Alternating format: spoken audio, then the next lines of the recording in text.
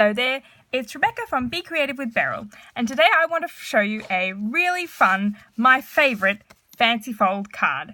This is a never-ending flip card, and you can decorate it however you like, but it's super cool because it just keeps folding, just like that. I've decorated this one here with the birthday delivery stamp set and the matching birthday memories paper from Stampin Up. Just keep going and going, I get a bit distracted here. And I'm going to show you how to make a card of this size, never-ending flip card. All you need for this design is 2 pieces of paper. It's really quite a simple one. So for the base of this design, you just need 2 pieces of square. And this one is a 5 by 5 inch card. So I have 2 squares, 5 inches by 5 inches, and I've scored them from each end at 1 1/4 inches. So 1 1/4 from this end and 1 1/4 from this end, the same on both of the cards. Then all I need to do after that is to cut them through the middle. So because this is 5 by 5, I'm cutting at 2 1/2 inches all the way through, running opposite to where the scores go. And then I'll do the same again with my other piece.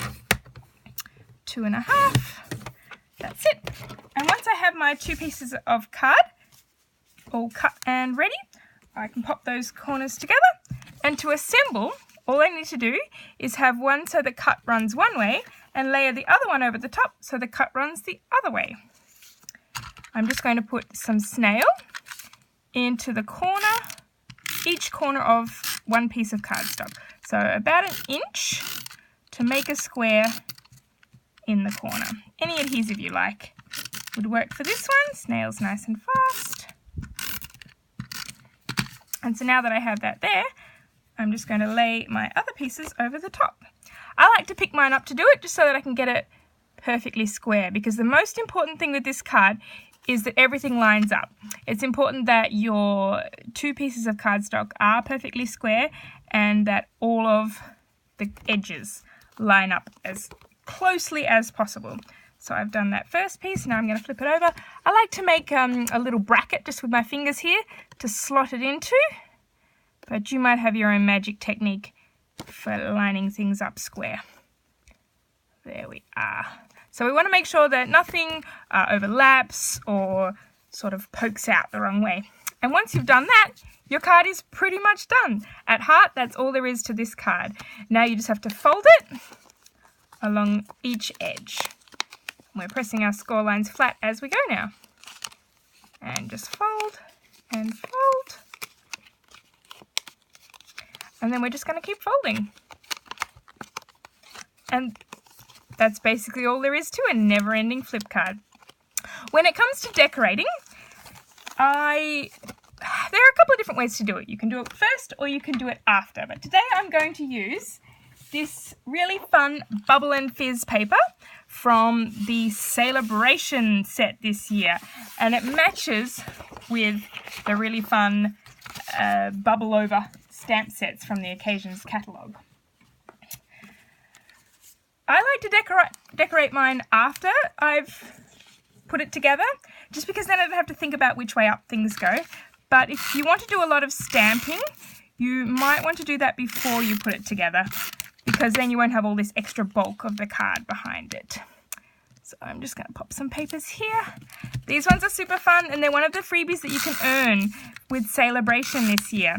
If you place an order of $90, so $90 on all the stamping stuff that you want anyway, you can get to pick something fun from the Celebration catalogue. And as well as this paper, there are some stamp sets. There's memory keeping cards. There's a little set of really cute envelopes and matching card bases, all sorts of things. So like I said, I'm decorating this one here after I've put it together. But if you want to decorate it before you put it together, you just have to think about which way up everything goes. Because this one here, it's got a direction to it. So at the front, if I'm going to have it facing up this way, I want to make sure the back is facing up the other way, because as it gets turned around, things will go upside down. So you want to make sure they're all facing the same way. And when it comes to decorating, the things to remember is that you don't want anything to overlap. You don't want them to overlap the edges because they could catch and help it so that it won't open nicely and smoothly. You also want to make sure it's not too bulky so that it opens nice and flat. And make sure, of course, that everything runs in the right direction that it's going to go. You can make them any size you want.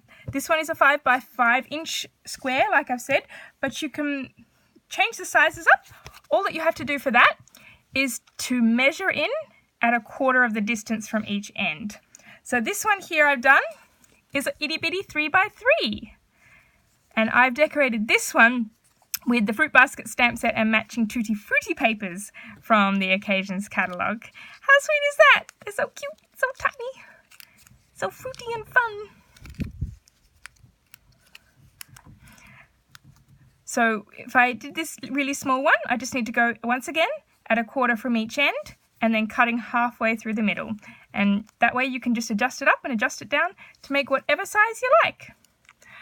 I hope you've enjoyed this tutorial on one of my favourite fun folds. If you want to purchase any of the Stampin' Up supplies I've used, you can buy them from me or my mum Beryl here in Australia. Bye!